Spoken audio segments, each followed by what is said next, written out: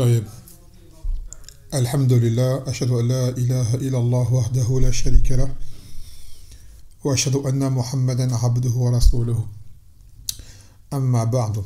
Donc je vous avertis, si une fois de plus vous entendez du bruit, il y a du monde un peu autour de moi, des gens qui sont occupés, qui ne sont pas sur le ders en soi, donc peut-être que vous allez entendre des voix par-ci par-là, rien de dramatique, ne vous inquiétez pas, c'est normal. Taïe. Donc là, déjà je m'excuse pour le dernier ders, que je n'étais pas en mesure de donner.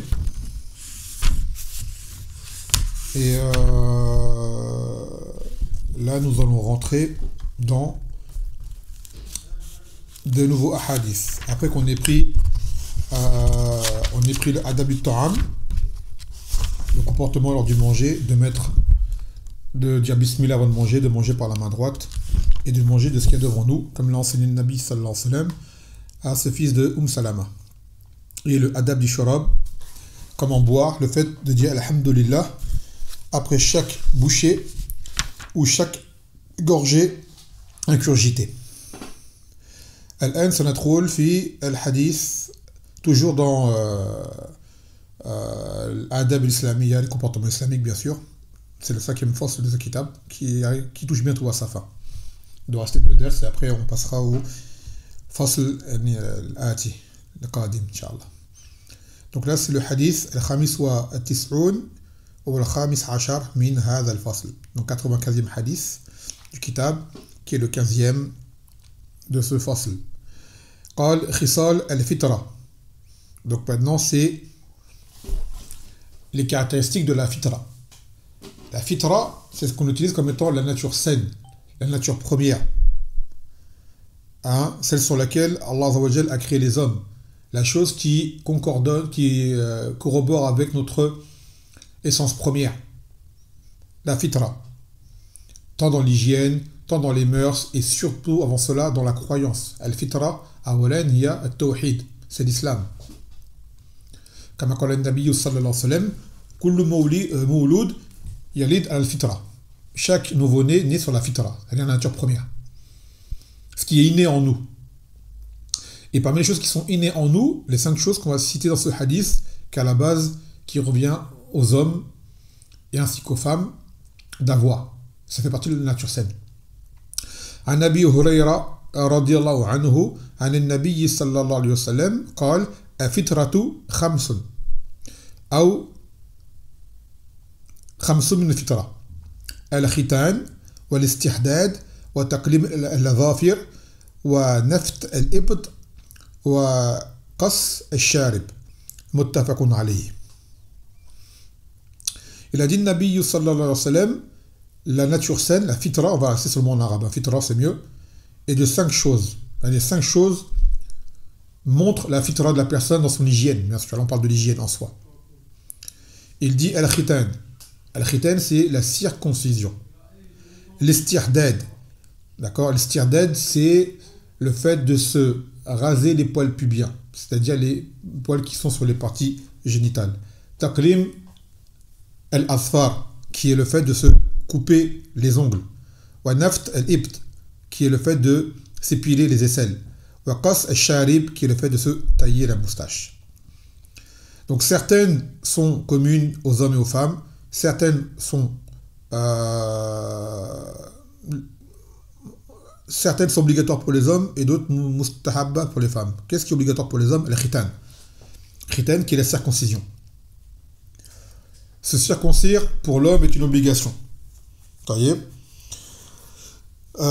dans un hadith de Ibn Abbas, il a dit Kunna nakhtatan wa qad adrakna.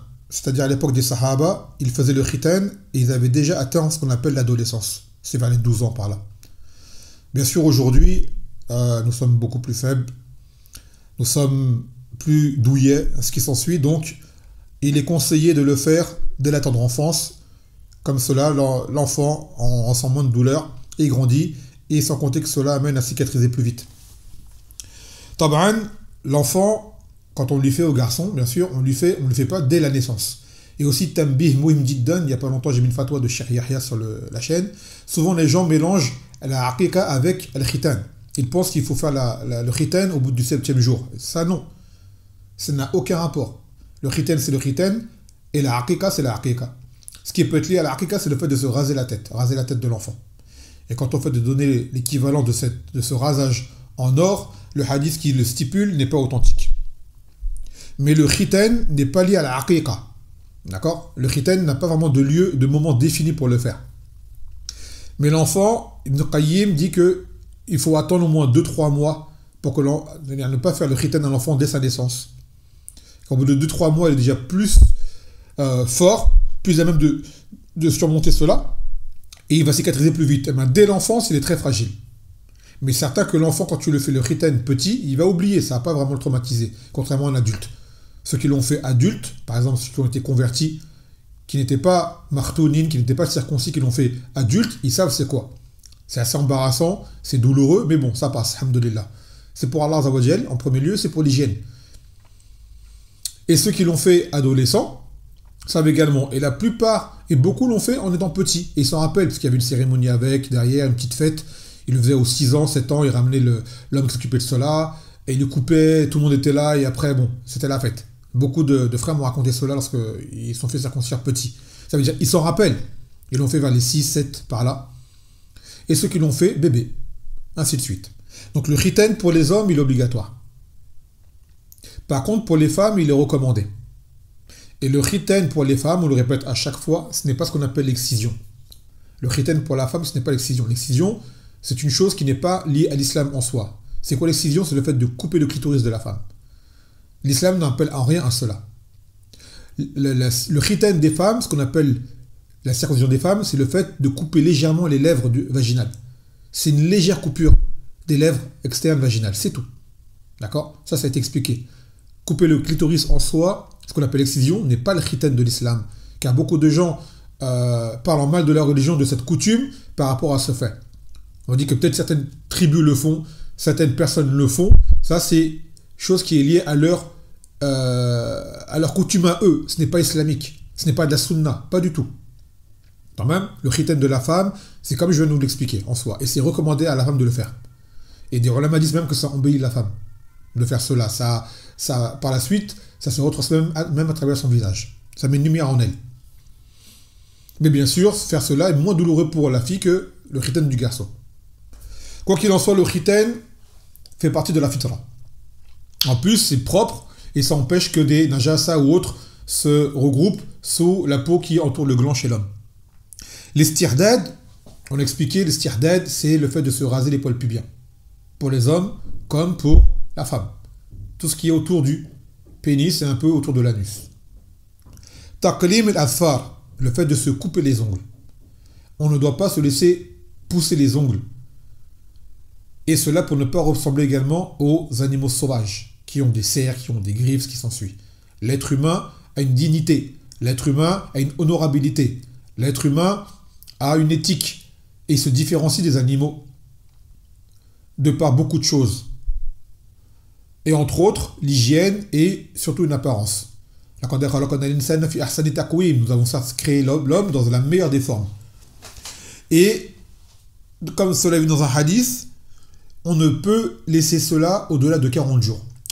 Tout ce que je viens de citer là, le fait de se raser les poils pubiens, de se couper les ongles, et ce qui va suivre par la suite, de s'épiler les aisselles et autres, on ne peut laisser au-delà de 40 jours. Au-delà de 40 jours, on rentre dans l'ism, dans le péché. Pendant 40 jours, c'est accepté. Le mieux, c'est de le faire de façon hebdomadaire. Par exemple, le Jumu'ah, c'est l'occasion, le jour où on se nettoie, le jour où on s'embellit, on se purifie encore plus. C'est une bonne occasion de le faire. Sans quoi, si la personne a oublié, ou des fois fait preuve de paresse, ou ce qui s'ensuit, il y a un délai de 40 jours. C'est large. Au-delà de 40 jours, ce n'est plus accepté. Et par la suite, il a dit Naft el-Ibt, qui est le fait de s'épiler les aisselles. Pourquoi l'épilation et non pas le rasage? Car l'épilation, c'est une chose qui repousse justement, qui ralentit la poussée des poils, en fait. Quand tu épiles, ça enlève une bonne partie du poil qui fasse qu'il ne repousse pas très vite. Et pourquoi les aisselles? Parce que c'est d'un endroit où se dégage beaucoup de mauvaises odeurs, par rapport à la sueur, ce qui s'ensuit. Il y a des poils à cet endroit-là, c'est un endroit de pli dans la peau humaine, et c'est un endroit où on connaît, on transpire de là. et des odeurs fortes peuvent en dégager. Donc pour atténuer ces odeurs, ou diminuer à fois de ces odeurs, alors il est recommandé de s'épiler les aisselles. Maintenant, s'épiler, c'est douloureux. De là, les ulama disent qu'il est permis de se raser. L'essentiel, c'est de faire disparaître ces poils qui sont sous les aisselles. Quitte à se raser, si la personne ne supporte pas l'épilation, alhamdoulilah, elle peut se raser. Sans quoi il explose de moyens modernes maintenant. Il y a des crèmes, il y a des lasers, il y a plusieurs choses qui amènent à pouvoir s'épiler. Waqas al-sharib, le fait de se tailler la moustache. Et ça, bien sûr, c'est propre à l'homme de base.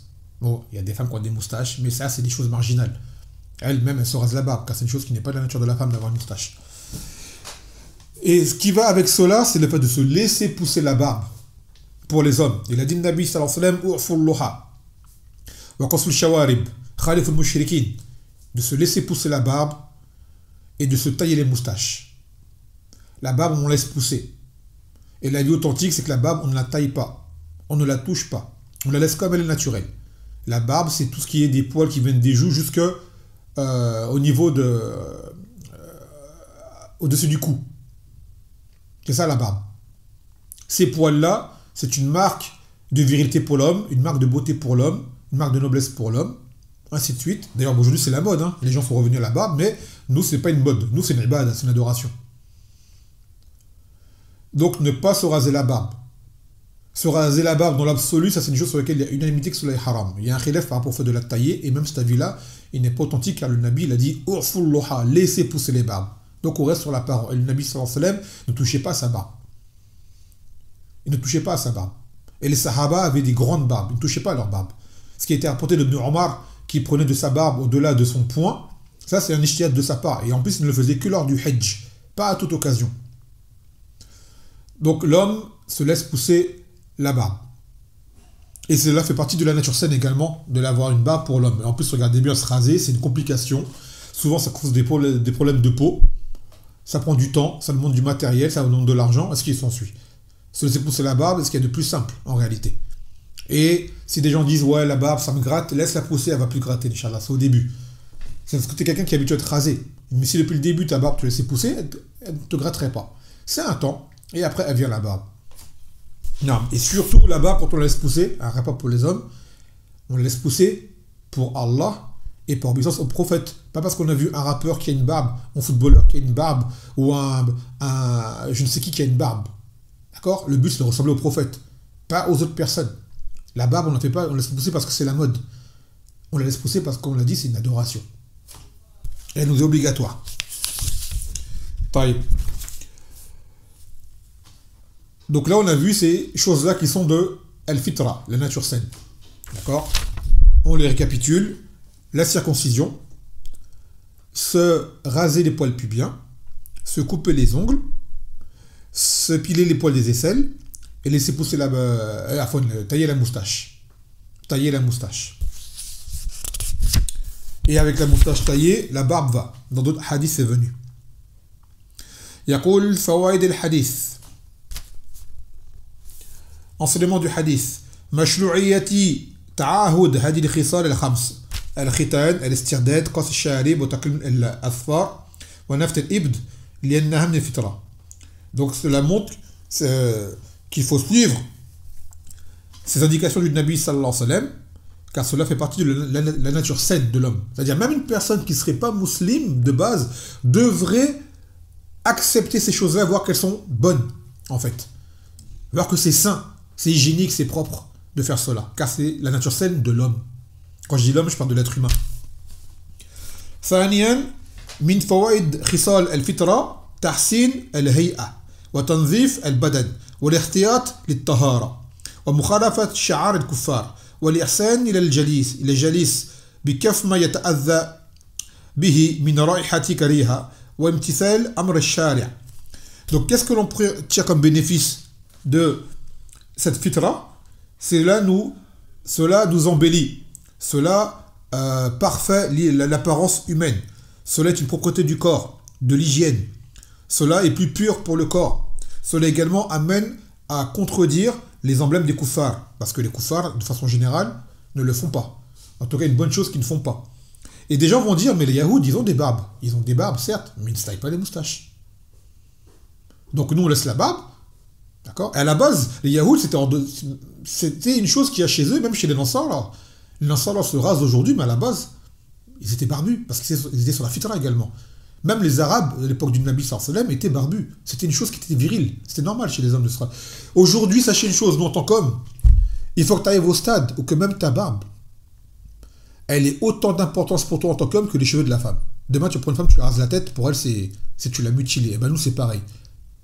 Il faut que ta barbe, tu te dis, si je me rase la barbe, je serais comme tout nu, j'aurais honte. Il faut que tu arrives à ce stade-là, que ta barbe, elle est de toi, elle fait partie de ta fitra, de ta nature saine. Ce n'est pas une chose à prendre à la légère. Et ne pas chercher à plaire aux gens ou déplaire à des gens. Dire oui, les gens me regardent ou je veux plaire aux femmes. En taillant la barbe, tu ne vas pas plaire à des femmes qui sont mustaqimat. La femme mustaqimat, dans le din, elle va te dire, si tu n'es pas barbu, tu ne m'intéresses pas, c'est-à-dire que tu ne crains pas Allah Azza wa Jal. Et si tu ne crains pas Allah Azza wa Jal dans une barbe, tu ne vas pas craindre Allah Azza wa Jal dans d'autres choses qui pourront me nuire par la suite. Ça va ensemble. Donc, chercher à plaire à des gens en faisant des transgressions, tu ne vas pas plaire aux gens qui craignent Allah. Sache-le. Donc, ce ne sera pas à ton avantage au final. Ensuite, on a dit, cela également, c'est une prise en considération des gens que l'on fréquente pour éviter de les atteindre de mauvaises odeurs et autres. Et également, c'est un ordre. C'est-à-dire que même s'il n'y a pas tout ça, à partir du moment où la législation nous a dit de le faire, on le fait. D'accord. On n'est pas obligé de savoir tout le temps pourquoi on doit faire cela, c'est quoi l'avantage qu'il y a derrière. On le sait, on ne sait pas, on ne le sait pas. Si on sait qu'il y a un ordre, qu'il est authentique, on doit le faire quoi qu'il en soit. Sami'na wa ta'ana, nous avons entendu et nous avons obéi. ثالثا أن الأفضل القص في الشارب والنفت في الإبط والحلق في اللعانة فإن الشق النفت أزل بأي مزيل.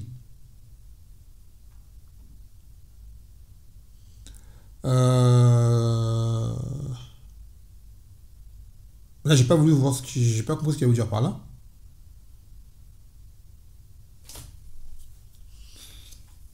Mais bon, ça revient à ce qu'on a dit tout à l'heure. Parce que là, je n'ai pas vu la faïda de... Ça m'apparaît pas là. رابعا أن الدين الإسلامي جاء بالنظافة والجمال والكمال et que la religion islamique est venue avec la propreté, avec la beauté et avec la perfection. Tu verras des gens dire, nous critiquer sur les choses qu'on a en islam. D'accord? On va dire, si l'islam est venu avec, c'est que c'est ça qu'il faut faire. Et les gens pourront dire ce qu'ils veulent. Et ainsi de suite.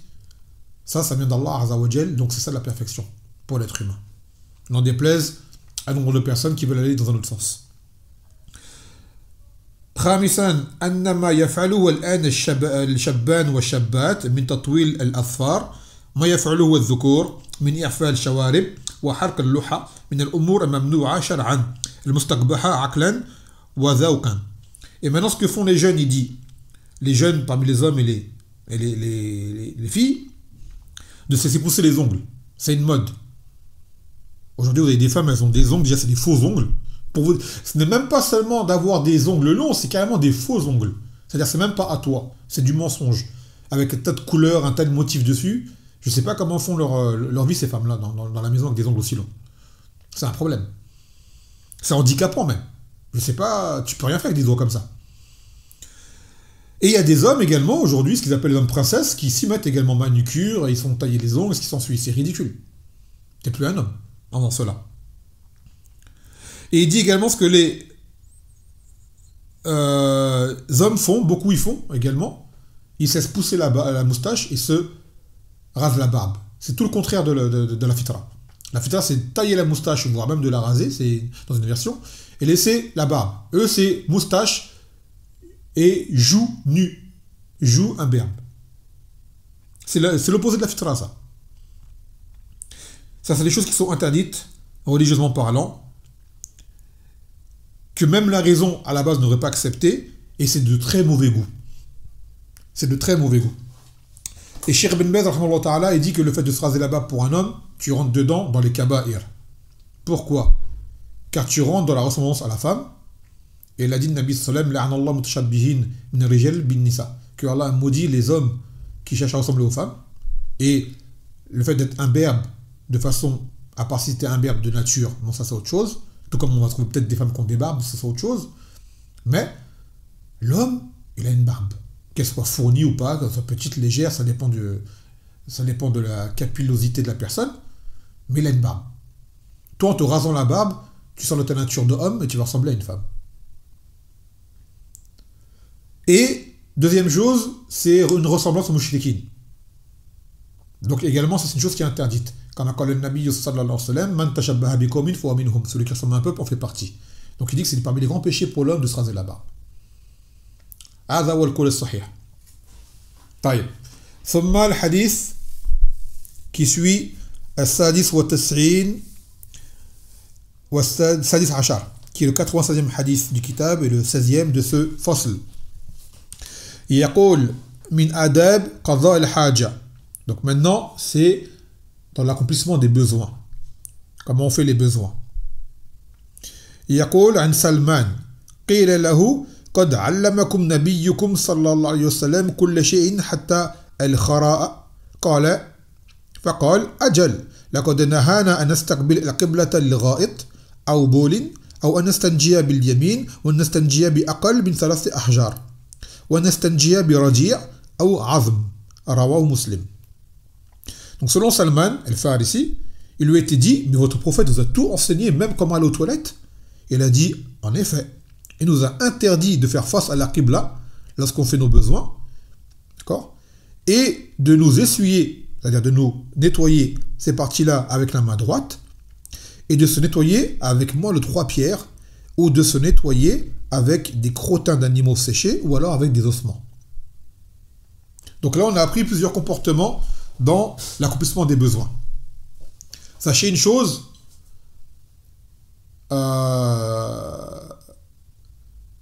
ce qui est recommandé dans les besoins, c'est d'être assis, même pour l'homme. Mais il est permis de faire d'uriner debout. Le Nabi sallallahu alayhi wa sallam l'a déjà fait. Mais le mieux, c'est d'être assis. Ensuite, à la base, bon, maintenant, quand vous êtes dans certains pays qui ne sont pas des pays d'islam, les toilettes, lorsqu'on fait les besoins, aujourd'hui, la base, je reviens sur le point de départ. À la base, à l'époque du Nabi sallallahu alayhi wa sallam, ils faisaient leurs besoins dehors. Il n'y a pas de toilettes dans les maisons comme maintenant. Quand ils allaient aux toilettes, ils sortaient du foyer. D'accord ? Et donc, ces toilettes-là étaient faites en extérieur ou lorsqu'ils étaient en voyage. Et là, à ce moment-là, il n'est pas permis de faire face à la qibla.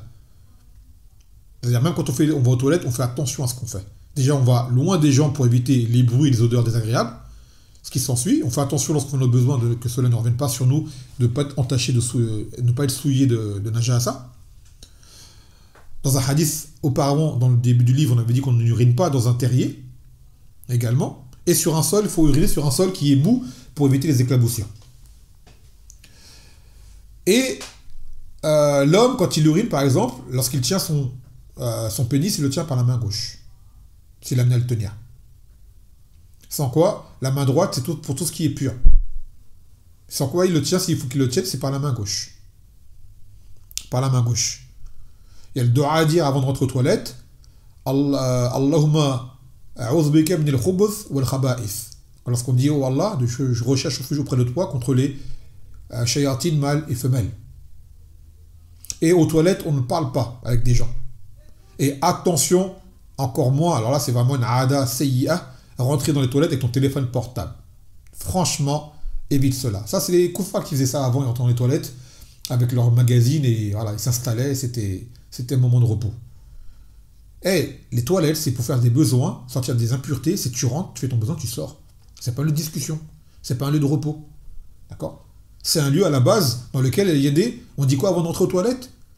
On demande refuge auprès d'Allah contre les Shayatine mâles et femelles. Toi, tu restes là-dedans, tu t'éternises pour parler avec des gens au téléphone, pour rigoler, pour snapper ou je ne sais quoi. Et franchement, on est plus haut que ça. Tu as besoin de ton téléphone, tu sors. Les toilettes, c'est les toilettes. Donc, on fait preuve de tenue, de tenue et de comportement décent, évidemment. Ensuite, lorsqu'on se nettoie, on se nettoie avec la main gauche. D'accord ? Là, dans le hadith, il dit... Ah oui, j'ai oublié de préciser, par rapport à le faire face à la qibla ou quoi, ça c'est lorsqu'on est à l'extérieur. Lorsqu'on est à l'intérieur, il a été rapporté que le Nabi sallallahu alayhi wa sallam a déjà fait ses besoins, c'est Ibn Umar qui citait le hadith, et que le Nabi sallallahu alayhi wa sallam euh, donner dos, si je ne me trompe pas, à Beth el-Maqdis, ce qui a mené à faire face à la Qibla. Et de là, le ulama, pour joindre entre les deux hadiths, ils ont dit qu'en fait, lorsque tu es dans des toilettes qui sont construites dans une bâtisse, donc comme à la maison ou autre, le hukm, n'est plus établi. Mais quand tu es dehors, à l'air libre, tu fais attention, quand tu fais tes besoins, de ne pas faire face à la Qibla. L'istinja, on le fait avec l'istinja, c'est le fait de se nettoyer, d'accord, les parties qui ont été devant et derrière. Là-bas, c'est avec de l'eau. Avec de l'eau avec la main gauche. Alors, des gens, ça les écœure. On dit, qu'est-ce qu'il y a d'écœurant? De se nettoyer même derrière avec la main gauche avec de l'eau. L'eau est nettement plus propre et efficace que le papier toilette. Le papier toilette, ça étale. Ça n'enlève pas tout. Parce que les gens ils disent que nous, les musulmans, on est sales, on se lave avec la main gauche. On dit on est plus propre que vous à je ne sais à combien de degrés. Vous, avec votre papier toilette, vous étalez. Il y a toujours des traces. Et vous le savez, quand vous vous déshabillez, vous voyez les traces, sont encore présentes. Voilà, l'eau, ça enlève tout. D'accord? Et après, on se lave les mains. Il est où le problème? On se lave les mains correctement avec du savon. Et alhamdoulilah. Eux, ils rentrent aux toilettes, ils urinent, ils remettent leurs caleçons ou leurs sous-vêtements, ils s'en vont. Qu'est-ce qui va se passer derrière? Ça va couler encore. Nous, on se nettoie. Et également, avoir des vêtements propres et purs, et sont parmi les conditions de la salate.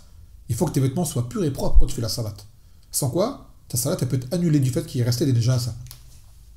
Et en plus, c'est aussi parmi les causes de Azab el-Qabr, du châtiment de la tombe. Lorsque le Nabi sallallahu alayhi wa sallam est passé auprès de tombes de deux hommes qui se faisaient châtier. Il a dit qu'ils se faisaient châtier pour quelle raison? À cause de la namima qu'il faisait, la calomnie, et qu'il ne se nettoyait pas après avoir uriné. Donc c'est parmi les causes du châtiment de la tombe. Donc il n'y a aucune honte. Ne soyez pas écœurés. Ça, c'est des choses qu'on vous a inculquées chez les koufars. C'est écœurant de se toucher à cet endroit-là. Le prophète, sallallahu alayhi wa sallam, il l'a fait. Est-ce qu'on sera meilleur que lui? Est-ce que vous osez dire que ce qu'il a fait, c'était écœurant? Il faut faire attention à ce qu'on peut penser par rapport à ce qu'on nous a inculqué depuis petit. Maintenant, si tu veux prendre du papier, tu as le droit de prendre du papier.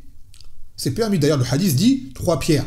Celui qui est dehors et qui n'a rien, il prend 3 pierres pour se nettoyer. Une pierre pour enlever une grande partie, une deuxième, une troisième. Et s'il a besoin de plus, il faut faire avec un nombre impair à chaque fois. Donc 3, 5, 7, 9, ainsi de suite. Mais moins de 3 pierres, ce n'est pas permis. Même si tu as tout enlevé, rajoute 2 pierres. Bon, aujourd'hui, je pense que très peu de gens le font, à part dans les pays où il y a encore le désert, où les gens, voilà, mais c'est dans les pays développés, dans les pays urbains, les gens ne le font pas. Mais si tu veux amener à le faire, tu sais comment faire. Et ce jugement-là, le ulama, il l'applique également pour le fait de se nettoyer avec du papier toilette. Ça pour le jugement de la pierre.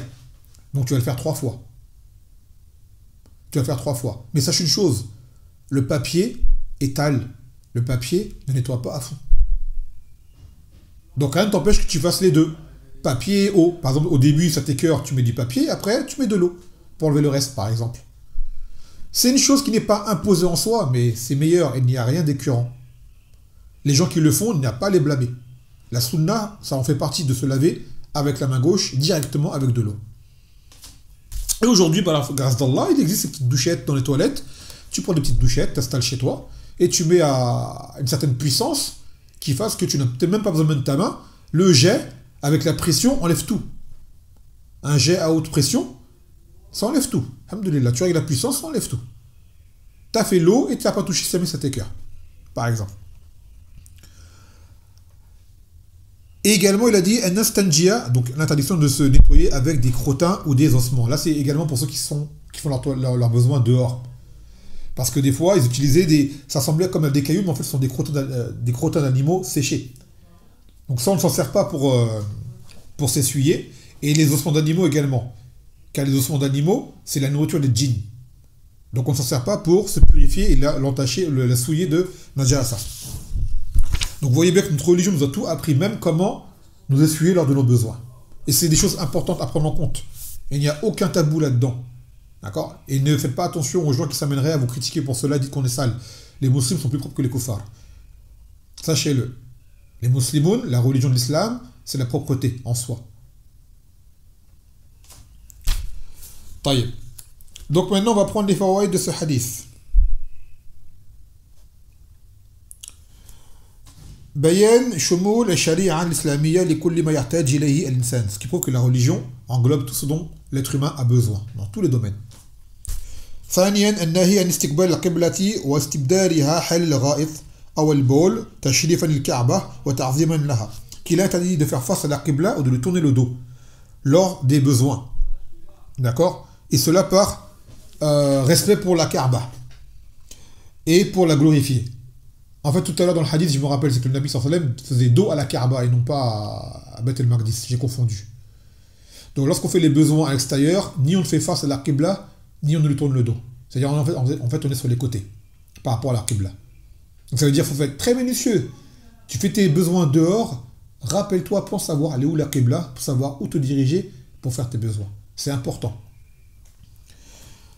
ثالثا أنه لا كراهة في استقبال الشمس أو القمر حل البول الغائط.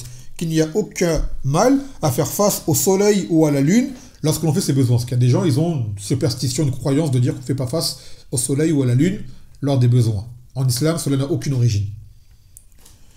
رابعا النهي عن استنجاء أو الاستجمار باليد اليمنى تكريما لها وإنما تكون بالاستنجاء باليد اليسرى. Qu'il est interdit de se nettoyer après les besoins avec la main droite. Cela, on ne le fait qu'avec la main gauche. D'accord? Ce qui prouve bien qu'on peut le faire avec la main directement. خامسا جواز الاستنجاء بالأحجار والاقتصار عليها في التطهر.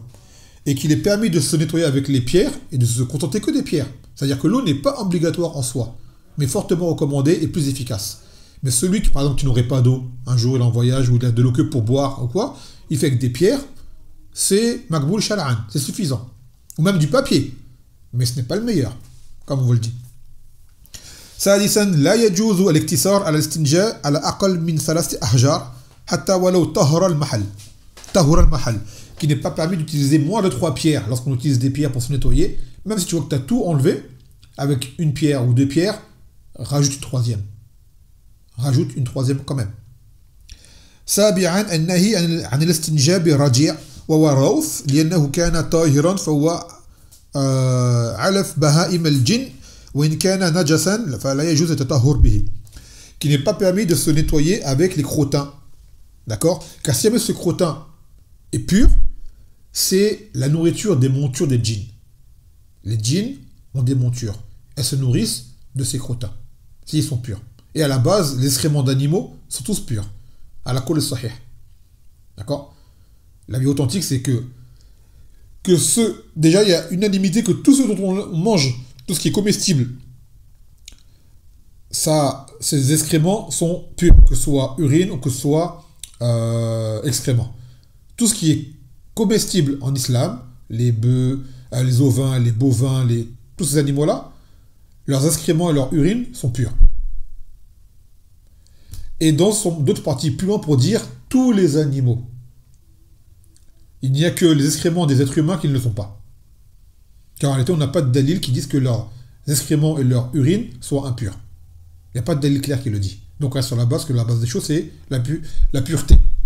Ces divergences dans le fiqh qui existent, voilà. طيب. ثامنا النهي عن الاستنجاء بالعظام لأنها طعام الجن.